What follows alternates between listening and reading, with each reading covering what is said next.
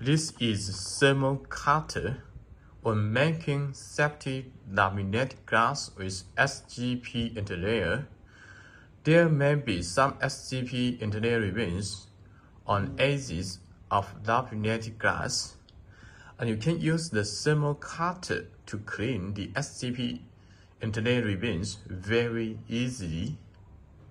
This is blue thermal cutter, and there are 4 steps of blades: 3.1, 4.1, 11.1, and 14.1.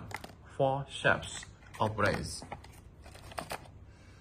And we have the CE standard plug and US standard plug for your choice. Thank you very much for your watching. If you want to try the thermal cutter, please feel free to contact us. We may expect answers in 24 hours. Thank you again for your watching. Bye bye.